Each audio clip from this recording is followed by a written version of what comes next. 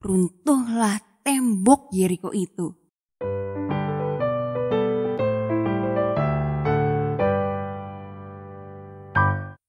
Halo adik-adik semuanya. Cerita Alkitab anak-anak hari ini berjudul Tembok Yeriko. Ayat hafalannya diambil dari Mazmur 133 ayat 1. Mari kita baca firman Tuhan ini bersama-sama ya. Sungguh alangkah baiknya dan indahnya apabila saudara-saudara diam bersama dengan rukun. Apakah adik-adik pernah merasa sangat bersemangat sehingga tidak bisa tidur? Atau apakah adik-adik pernah bangun lebih pagi di hari yang sangat istimewa? Begitulah yang mungkin terjadi pada hari ketika tentara Israel berbaris untuk pertama kalinya di sekitar Yeriko. Jauh sebelum fajar menyingsing, tentara dan imam bangsa Israel sudah bangun.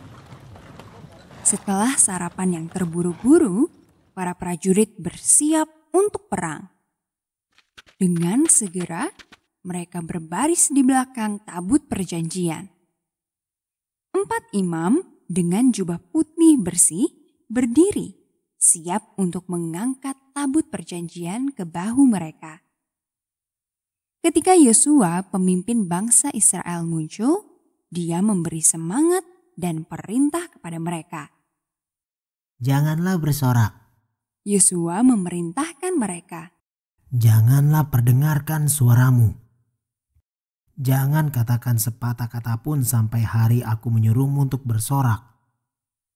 Sorak perang selalu membantu para prajurit merasa berani dan itu juga akan menakuti musuh.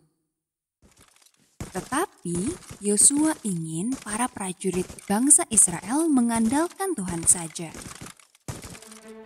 Kemudian para prajurit dan imam bangsa Israel berbaris pergi. Sekelompok kecil tentara bersenjata memimpin barisan. Di belakang mereka datanglah 7 orang imam meniup sangkakala tanduk domba. Dan 4 imam membawa tabut perjanjian di belakang mereka. Sisa tentara lainnya mengikuti di belakang tabut perjanjian. Ketika orang Israel mendekati Yeriko, mereka melihat bahwa gerbang kota itu tertutup rapat.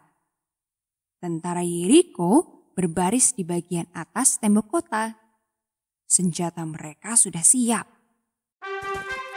Tetapi sebelum mencapai tembok, orang Israel malah berbalik dan mulai berjalan mengelilingi tembok kota itu.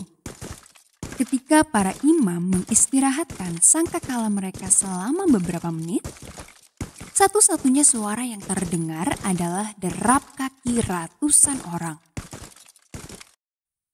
Rombongan orang Israel berbaris mengelilingi Yeriko.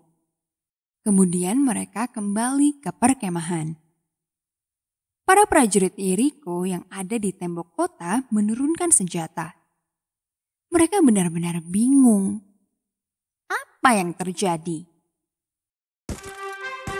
Keesokan harinya, rombongan yang sama meninggalkan perkemahan Israel dan berbaris menuju Yeriko. Pertama, tentara, kemudian 7 imam meniup sangkakala, selanjutnya para imam yang membawa tabut perjanjian, dan akhirnya lebih banyak tentara. Sangkakala dibunyikan, para prajurit berbaris. Tidak ada yang mengatakan sepatah kata pun. Setiap prajurit tahu bahwa dia sedang membantu, walaupun hanya dengan berbaris dan tidak mengucapkan sepatah kata pun. Sekali lagi rombongan orang Israel mengelilingi kota Yeriko. Lalu mereka berbaris kembali ke perkemahan. Hal ini membuat orang-orang di Yeriko bingung. Perang macam apa ini? Rombongan yang sama mengelilingi Yeriko pada hari ketiga, dan hari keempat, dan hari kelima, dan hari keenam. Orang-orang yang ada di kota Yeriko Yeriko benar-benar bingung. Saat matahari terbit pada hari ketujuh, rombongan panjang tentara dan imam bangsa Israel berbaris sekali lagi. Mereka meninggalkan perkemahan dan bergerak menuju Yeriko. Tembok kota besar itu kembali dikelilingi oleh tentara Israel. Mereka mengelilingi kota itu sekali lagi. Tapi kali ini mereka tidak kembali ke perkemahan seperti sebelumnya.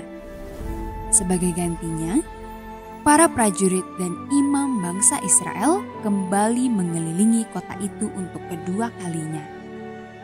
Kemudian mereka berbaris mengelilinginya untuk ketiga kalinya, keempat kalinya, kelima kalinya, 6 kalinya, dan 7 kalinya. Setelah 7 kali mengelilingi tembok kota Yeriko, rombongan itu berhenti. Para imam meletakkan sangkakala di bibir mereka dan membunyikan tiupan yang dahsyat. Bersoraklah, Yosua memerintahkan mereka. Tuhan telah memberimu kota ini. Para prajurit menengadahkan kepala dan berteriak sekuat tenaga. Saat itulah hal yang sama sekali tidak terduga terjadi. Hal yang benar-benar mustahil terjadi. Dengan suara yang memekakkan telinga, runtuhlah tembok Yeriko itu.